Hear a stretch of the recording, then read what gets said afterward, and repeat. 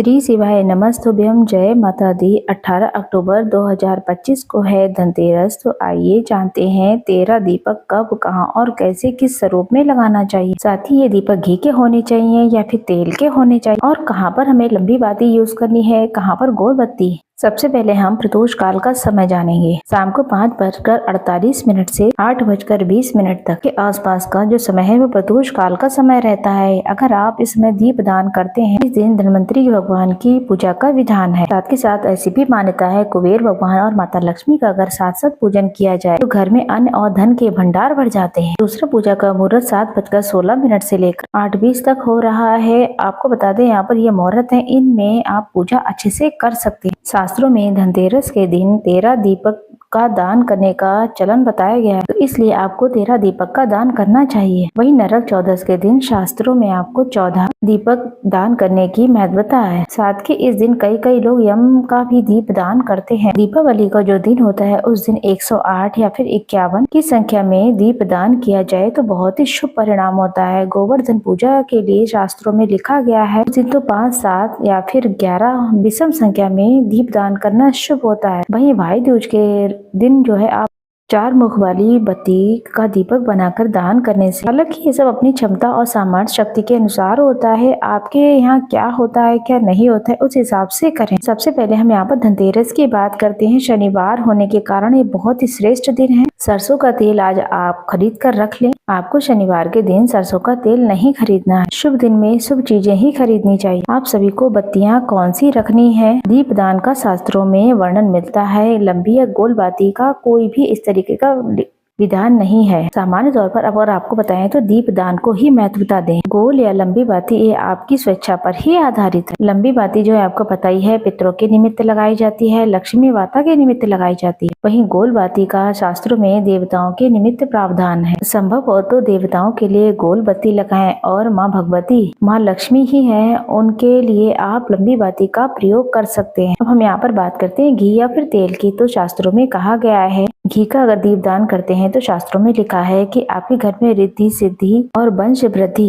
वहीं हर स्वरूप में घर में लक्ष्मी का आगमन होता है। वहीं तिल के तेल की बात कर लेते हैं। इसका भी शास्त्रों में बहुत ही सुंदर प्रमाण मिलता है, परंतु अंत में हम बात करेंगे सरसों के तेल की। अगर घी या तिल का तेल नहीं है तो अंत में आप सरसों के तेल का प्रयोग कर सकते हैं। देखिए ये कार्तिक का महीना है, ये सिर्फ दीप दान के लिए जाना जाता है। जितना संभव हो दीप दान करें, इसका अनंत गुना लाभ मिलता है। सबसे पहले आप ये जान लें कि आपको ये दीप दान करना कैसे। एक चौकी पर यहाँ पर धन्वंतरी भगवान को या फिर सुपारी के उन्हें विराजित करें। यहाँ पर विष्णु भगवान, माता लक्ष्मी, गणेश जी, कुबेर भगवान यहाँ पर उनको स्थापित करें। उसके निमित्त आपको बता दें यहाँ पर सबसे पहले दीपक लगाएं, जल का छिड़काव करें, स्नान का भाव करते हुए जो भी भोग प्रसाद है उसे समर्पित करें। वहीं सिंगाड़े का भोग माता लक्ष्मी को जरूर से लगाएं। कुबेर जी और धन्वंतरी भगवान को भोग लगाना बहुत ही ज्यादा शुभ माना जाता है। वहीं धन्वंतरी भगवान को औषधि वाली चीजें जरूर से समर्पित करें। साथ के साथ आपको अपने परिवार के साथ पूरे विधि विधान से झाड़ू खरीद कर लाए हैं, नए बर्तन खरीद कर लाए, सोना चांदी खरीदा है, वो भी आपको भगवान जी के समक्ष प्रस्तुत करना चाहिए। इस दिन आपको अपनी दुकान गल्ला के पास भी स्वास्तिक बनाकर धूप दीप दिखाना चाहिए। अब यहाँ पर आपको एक प्लेट लेनी है। सबसे पहले उस पर आपको स्वास्तिक बना लेना है। स्वास्तिक के ऊपर आपको चावल छिड़क दें, उसमें रख लें आप 13 दीपक। हालांकि आपके क्षेत्र में जैसा होता हो हम आपको बता दें, यहाँ पर धनतेरस के दिन शुभ होता है 13 दीपक को लगाना। अगर संभव हो तो आप एक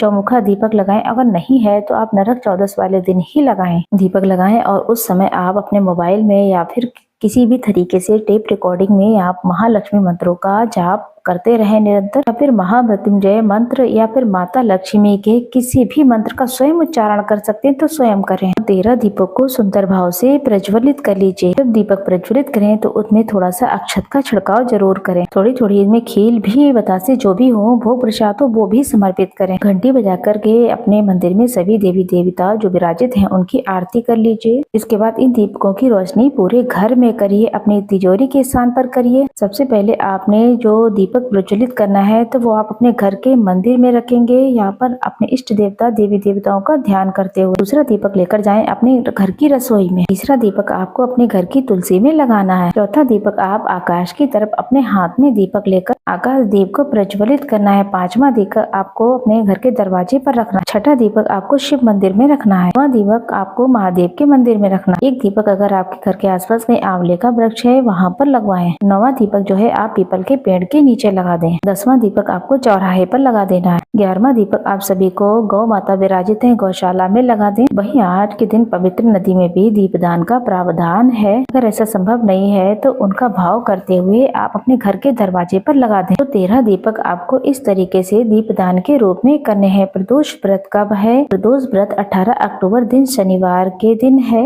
इस दिन की महत्वता तो शास्त्रों में अद्भुत है। शनि प्रदोष व्रत है। अगर आप कोई बड़ा पूजन नहीं कर पाते हैं, कार्तिक महीने का संपूर्ण फल चाहते हैं तो आप 13 दीपक का दान धन्वंतरी भगवान का ध्यान करें, माता लक्ष्मी के पूजन करें तो कैसा भी दुर्भाग्य हो सौभाग्य में बदल जाता है और हारी बीमारी हमेशा के लिए दूर भाग जाती है। जो मैंने आपको 13 जगहें बताई है जहाँ पर आपको दीपदान करना है, किसी कारण से आप वहाँ ना जा पाए तो कोई दिक्कत की बात लगती है तो कोई परेशानी वाली बात नहीं है। आप अपने घर के दरवाजे पर या फिर तुलसी माता के समक्ष अपने दरवाजे पर, बालकनी पर, जहाँ सुटेबल लगे उन स्थानों का भाव करते हुए आप मन में ध्यान स्मरण करते हुए कि मैं उन स्थानों पर दीपदान कर रही हूँ, तो आप इस तरीके से आप अपने घर पर भी दीपदान कर सकते हैं। घर की रसोई में अन्नपूर्णा माता और अपने पितरों के नाम से दीप दान करना बिल्कुल ना भूलें। दीपक के नीचे काले तिल, चावल या फिर पुष्प का आसन जरूर से दें। इससे सुख सौभाग्य आता है। दीप दान करने के लिए अगर मंदिर में जाते हैं तो अपनी मस्जिद खुद लेकर जाए। अगर दूसरे की चीजें को इस्तेमाल करेंगे तो ये सारा पुण्य उनके ही खाते में जाता है। इस चीज का आप ध्यान रखेंगे। दीपक से कोई दूसरा दीपक प्रज्वलित ना करें। सिर्फ यम देवता का जो दीपक लगाएंगे वो दक्षिण दिशा की तरफ लगाएंगे, बाकी के दीपक कोई भी दक्षिण दिशा में नहीं लगेगा। इस बात का आप पूरा ध्यान रखेंगे। दीपक का मुख जो है पूर्व या फिर उत्तर दिशा की तरफ ही होना चाहिए। दीपक बहुत ज्यादा रात्रि में नहीं बल्कि प्रदोष काल में ही लगाना चाहिए, जब थोड़ा सा अंधेरा थोड़ा सा उजाला हो। तभी दीपदान की महत्वता शास्त्रों में कही गई है। ऐसा करेंगे तो आपकी भाग्य की रेखाएं प्रबल होंगी, हरी बीमारी दूर हो करें,